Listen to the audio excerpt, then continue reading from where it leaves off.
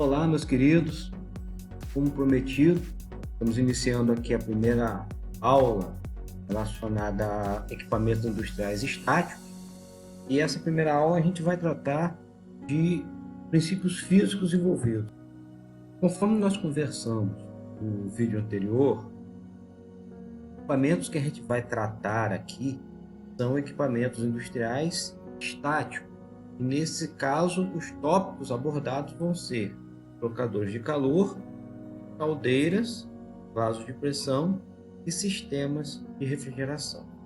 Quando nós paramos para pensar num equipamento que é um trocador de calor e pensando nas grandezas físicas envolvidas com esse equipamento, é óbvio que a grandeza física mais relevante é a temperatura. Não é a única grandeza física. Várias grandezas físicas importantes envolvidas no trocador de calor. Mas a principal, obviamente, é a temperatura e a segunda é a pressão que esse trocador de calor vai estar submetido. Quando a gente olha para o equipamento caldeira, você vai observar que você vai ter uma relevância tão grande para a temperatura quanto para a grandeza física pressão. Esses equipamentos eles vão trabalhar com pressões consideravelmente altas, assim como temperaturas muito altas. No caso dos vasos de pressão, é óbvio que a grandeza física mais importante é a pressão, o que não quer dizer que a temperatura também não seja importante. E nos sistemas de refrigeração, mais uma vez, a temperatura é a grandeza principal e a grandeza pressão é a grandeza secundária. Então nós estamos observando o seguinte: as grandezas físicas mais pertinentes para os nossos estudos aqui serão temperatura, pressão. E nesse caso, nós vamos começar a trabalhar os parâmetros relacionados à temperatura. Primeira coisa importante para a gente dizer que a temperatura é uma grandeza física que mensura a energia cinética média em cada uma das partículas de um sistema equilíbrio térmico. Veja bem, imagine uma partícula única dessa aqui. Essa partícula, ela tem uma agitação e ela tem uma energia cinética. E essa energia cinética, ela varia durante o tempo. Então, tente acompanhar essa vermelhinha aqui, por exemplo. Você observa que ela tem uma energia cinética e, de repente, essa energia cinética se altera. Quando você está falando em temperatura desta partícula, está falando, então, na energia cinética média desta partícula. E quando você está falando na temperatura desta substância, você está falando na média da temperatura de todas as partículas que estão envolvidas aqui. Então você vai observar o seguinte: o grau de agitação da molécula ela está diretamente associado à temperatura que essa molécula está. Quanto mais energia térmica você fornece a essa substância, mais agitada vai ficar essa molécula. Essa molécula se agitando, ela vai obrigatoriamente se afastar um pouco mais das moléculas vizinhas. Então, quando você está fornecendo energia térmica a uma molécula, você está forçando um afastamento entre essas moléculas. Existe em toda substância uma força de atração intramolecular. Essa força vai tender a fazer com que as moléculas fiquem sempre o mais juntas possível. Vai aproximar uma molécula da outra. Então você tem duas forças que estão aí competindo: a força de atração intermolecular e essa energia cinética, essa agitação que faz com que a molécula se afaste das suas vizinhas. Esse fenômeno de afastamento entre as moléculas a gente chama de dilatação térmica. Então o que você tem? Quando você tem um corpo em uma determinada temperatura, você tem um afastamento entre as moléculas, você tem uma agitação dessas moléculas. Esse corpo vai ter um certo tamanho em função desses dois parâmetros, a agitação e a força de atração. Este corpo ele vai ter uma massa definida. Então, observe que este corpo não vai sofrer alteração de massa. A gente não vai adicionar nem retirar substâncias aqui desse corpo. Vai continuar sendo a mesma massa. Entretanto, à medida que você aquece esse corpo, as moléculas se agitam mais, o afastamento entre elas aumenta e esse corpo aumenta de volume após esse aquecimento. Esse fenômeno de aumento de energia térmica, ao aumento de temperatura, a gente chama de dilatação térmica. Esse corpo vai se dilatar à medida que você fornecer energia térmica e ele vai se contrair à medida que ele for se resfriando. E aí, nesse processo de contração térmica, esse corpo vai sofrer uma redução do seu volume. Quando você aquece o corpo, as moléculas vão se agitando, esse corpo vai aumentando de volume, até que chega uma hora, este corpo começa a sofrer mudanças em sua fase. Como assim mudança de fase? Perceba bem, qual é a diferença entre uma substância que está no estado líquido e uma substância que está no estado sólido? A substância sólida, ela tem um formato definido, enquanto a substância líquida, a força de atração entre as moléculas não consegue dar a ela um formato definido. Essa substância, ela flui e a partir dessa fluência, ela vai adquirir o formato do recipiente que a estiver contendo. Então vamos pensar novamente. Você tinha um corpo numa certa temperatura, essa temperatura foi aumentada e a agitação das moléculas forçou um afastamento maior, se contrapondo à força de atração intramolecular, fazendo com que esse corpo aumentasse de volume. Você continuar fornecendo energia térmica para ele, continuar aquecendo este corpo, vai chegar uma hora que essa força intermolecular não vai mais conseguir manter o formato. Neste momento, é o momento em que o corpo está passando da fase sólida para a fase líquida. Só depois que todo o corpo estiver no estado líquido, é que ele vai começar a ter novamente um aumento de temperatura, até que ele chegue em um outro ponto, que é o ponto de vaporização. Neste ponto, mais uma vez, você vai fornecer energia térmica para as moléculas e elas vão se agitar ao ponto de que a energia intramolecular de atração não vai mais ser capaz de contê-las e elas vão se desgarrar do corpo. É o momento em que essa molécula ela está se vaporizando. Nós vamos ver isso com mais detalhes em vídeos posteriores. Eu vou colocar aqui em cima a chamada do card desse vídeo. Vocês vão ver isso também lá na playlist. Muito bem.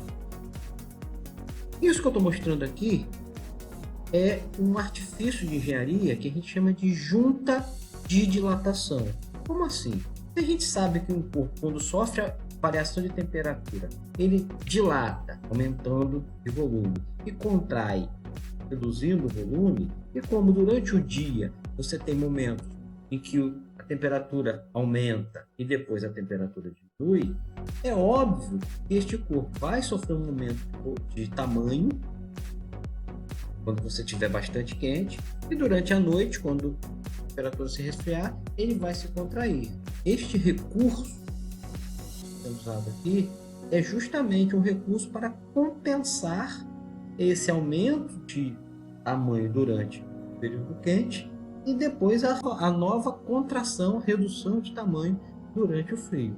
Aqui é uma ponte e vocês já devem ter observado que todas as pontes possuem estratégias desse tipo aqui. Não exatamente esse tipo de junta de dilatação, mas algum tipo de junta de dilatação para permitir essa variação. Essa outra junta de dilatação que eu estou mostrando aqui é a que a gente usa em tubulações. Não é o único recurso possível, mas um recurso bastante usado principalmente na saída de equipamentos. Por exemplo, sucção de bombas, descarga de bombas, compressores. Esses equipamentos que vão trabalhar com fluidos que vão estar interligados a uma tubulação, é comum que a gente use esse tipo de junta para compensar a variação de tamanho que essa tubulação vai ter em função da variação de temperatura. Então isso são juntas de dilatação. Quando a gente está falando na grandeza temperatura, e a gente vai fazer a medição dessa grandeza, vocês vão observar que existem várias escalas diferentes, várias diferentes unidades para que a gente possa medir essa temperatura. A gente tem a escala de Kelvin, a escala de Celsius, que é a mais usada no Brasil, mas também a gente tem a escala de Fahrenheit, que é muito usada nos países de colonização inglesa. Existe a escala de Rankine e existem várias outras escalas que eu não trouxe aqui porque não são relevantes para a discussão que a gente quer fazer agora. Nesse momento eu quero que vocês observem o seguinte: essa tabela aqui é uma tabela que converte, por exemplo, de Kelvin para Celsius, Kelvin para o próprio Kelvin. Então, para converter de Kelvin para Kelvin, o valor original é o mesmo valor. Se eu for converter de Kelvin para Celsius, como é que eu vou obter o valor em Celsius? Eu tenho que pegar o valor original em Kelvin e subtrair dele essa constante, 273,15. Processo análogo, só que no sentido inverso, vai acontecer quando a conversão for feita de Celsius para Kelvin. O valor da constante é o mesmo valor que a gente tinha aqui. Só que neste caso, ao invés de subtrair esse valor constante, o valor de Kelvin, para obter o Celsius, eu vou somar esse valor constante, o valor medido em Celsius, para que aí eu obtenha o resultado em Kelvin. Então, perceba, o que nós estamos fazendo aqui é apenas somando e subtraindo uma constante. Se eu for fazer uma conversão de graus Fahrenheit para graus Celsius, o que a gente tem que fazer? A gente tem que pegar o valor em Fahrenheit, subtrair dele 32 e depois multiplicar esse resultado por 5 e dividir por 9. A gente vai obter o valor em Celsius. É um pouco mais trabalhoso, mas não é um processo complicado de se fazer, desde que a gente saiba essa relação de conversão que está mostrando aqui na tabela. O que eu quero chegar com a abordagem dessas diferentes unidades de medida para a temperatura? Eu quero chamar a atenção que existem escalas de temperaturas que são relativas e existem escalas de temperaturas que são absolutas. Imagine a sua escala de Celsius. Quais são as referências que você tem para montar a escala de Celsius? Vamos imaginar que você fosse montar um termômetro na escala de Celsius.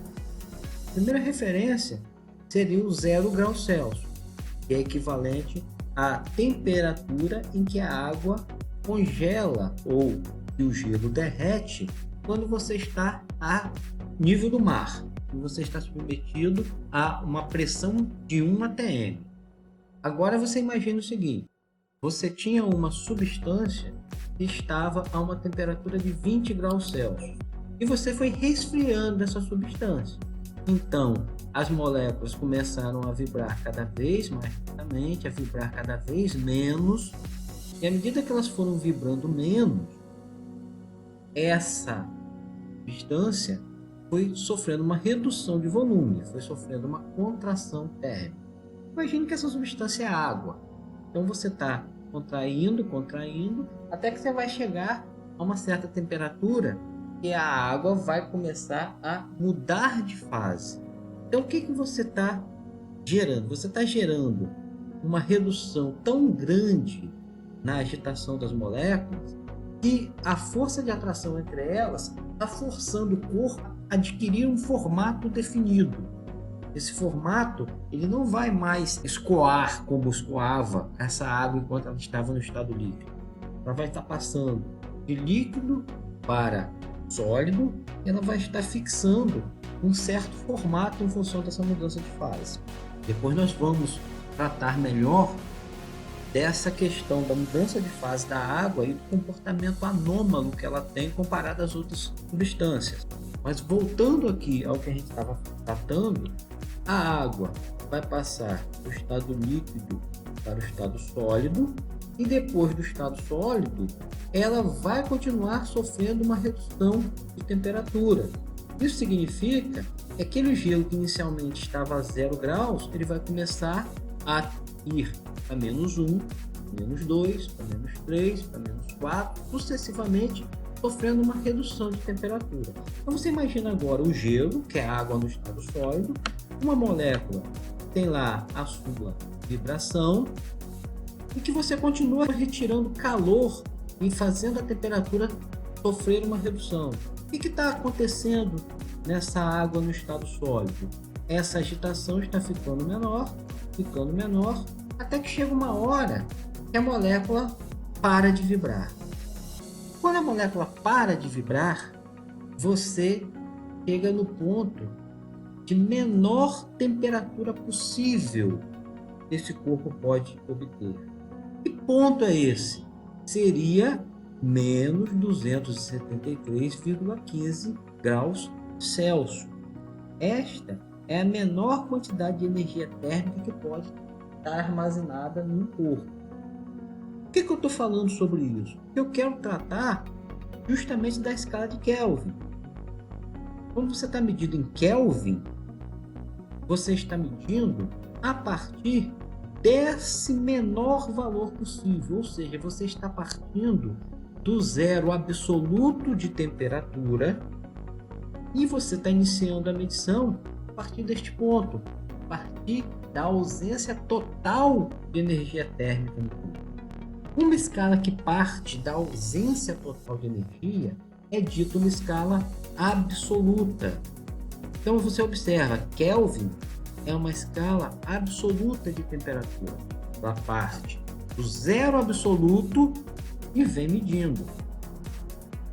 Graus Celsius é uma unidade que não é uma unidade de medição absoluta. Por quê? Porque ela não parte daqui do zero absoluto de temperatura, ela parte do 0 graus Celsius, que é o equivalente à temperatura de congelamento da água submetida a um ATM de pressão. Você vai observar também que numa medição em Celsius, que é uma escala relativa, você tem valores negativos, você pode ter valores negativos. Enquanto numa medição em escala absoluta, você jamais poderá ter um valor negativo. Por que não? Porque a medição já está nascendo do zero absoluto daquela grandeza, da ausência total da grandeza. Não tem como ter menos do que a ausência total de uma grandeza. Essa é a lógica que você tem entre uma escala relativa e uma escala absoluta. A escala absoluta nasce da ausência total daquela energia que você está medindo. E eu estou falando também, vou aproveitar para mostrar esse grau Rankine aqui. O que é um grau Rankine? O Rankine é o equivalente absoluto do Fahrenheit. Ou seja, tanto Celsius quanto Fahrenheit são escalas relativas de medição de temperatura. Se você for observar a conversão de Fahrenheit para Rankine, você vai observar que existe aqui também um valor constante e ele é somado ou subtraído de forma análoga ao que foi feito aqui entre Celsius e Kelvin. Entre Fahrenheit e Rankine, você tem um valor constante que é somado ou subtraído do valor que vai ser convertido. Isso é uma mudança entre o valor do zero absoluto, que o Rankine vai usar, a ausência total de energia, para o zero relativo, que é utilizado em Fahrenheit. Espero que tenha ficado claro aí essa ideia de escala absoluta e escala relativa. Nós vamos tratar novamente sobre escalas relativas e absolutas quando a gente estiver falando de pressão. Mas aí nós vamos falar isso na abordagem da outra disciplina, da disciplina de sistemas hidráulicos e pneumáticos. Eu vou botar a chamadinha no card aqui em cima para você. Bom, então nós vimos aí as características da temperatura, o que é uma temperatura, o que é dilatação, o que é contração, qual a relação entre o afastamento das moléculas e a variação dimensional da substância.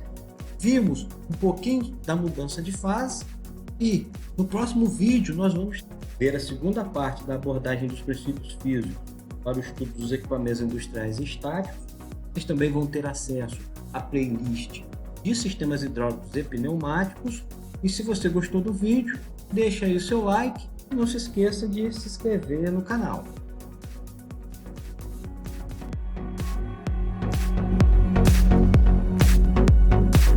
Não se esqueça, o mundo da mecânica é para você também.